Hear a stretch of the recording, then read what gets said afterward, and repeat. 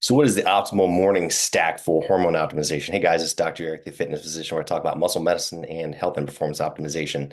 So basically, I did a post earlier. I'm just kind of want to give a little more detail on it.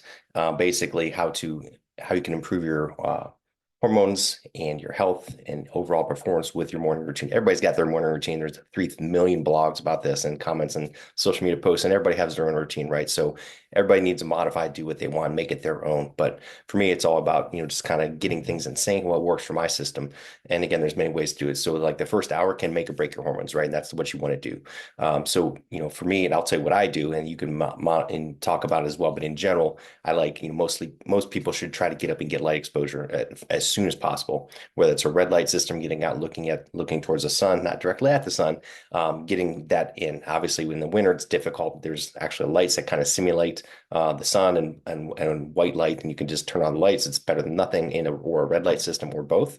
Sometimes I'll come here with my red light, have the lights on as well, and you want to get that and start getting their circadian rhythm entrained. You're getting the light into the retina to the brain. It's actually going to get your neurotransmitters kicking for the day, your dopamine, your serotonin to get your get up and go, to get your oomph, to get going and rock and roll. It's also going to start help the process of making melatonin that evening. So by doing this in the morning, you're prepping yourself to sleep better at night. And then by sleeping better at night, you're going to make yourself better the next morning. So it's a beautiful cycle.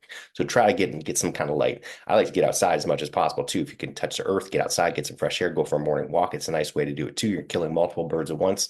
Get out and get some movement. I've talked about head movement when you're moving, getting out and walking.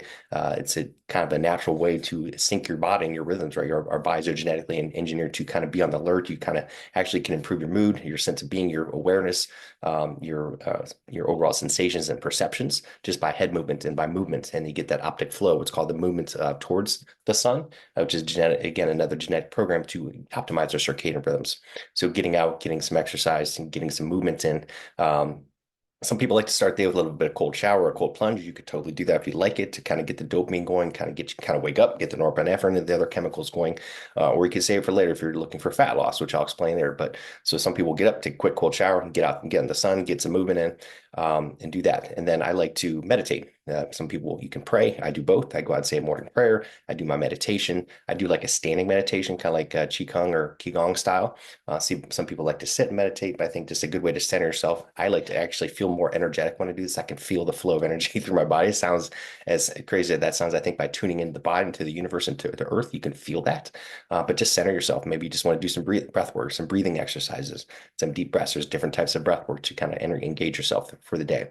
It's a good way to optimize your cortisol and kind of get it flowing. You want cortisol in the morning to get you up and waking, but you're kind of syncing yourself up for the day. I think that's a great way to do it. The other important thing is hydration.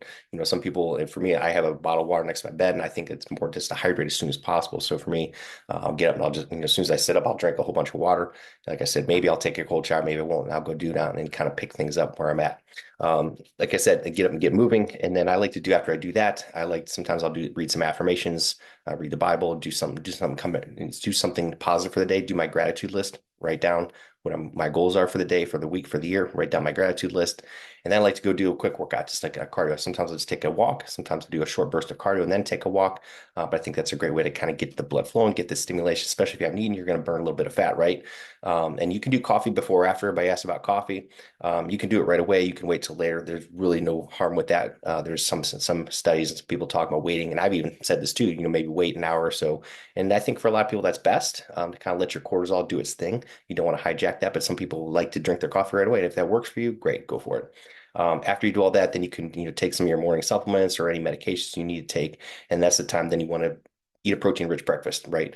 Proteins and fats, or maybe some proteins and carbs, whatever you feel, but definitely want to start the day with a big burst of protein. I'm all about muscle medicine, muscle as the organ of longevity, building your body up, and that's crucial. And it's hard to get enough protein throughout the day, so making sure you're starting the day with your big bolus of protein, eating it throughout the day, and then ending the day with a protein burst as well.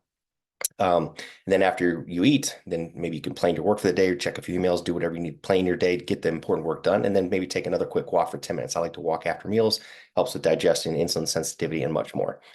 So that's a great way. This is a great way to set the tone for the day, and then boom, you're off to the races, working, dealing with family, doing whatever. Again, you may need to modify this, tweak it, shorten it, do whatever, but it's a great way to get your hormones, your rhythms, your neurochemicals, and neurotransmitters set in the brain to optimize your day. So if you're looking for more tips, I have a whole course on this with my new VIP program program. So if you're interested in learning more about this, please DM me and check me out at drericprimex.com. Everybody have an awesome day, and we will talk to you soon.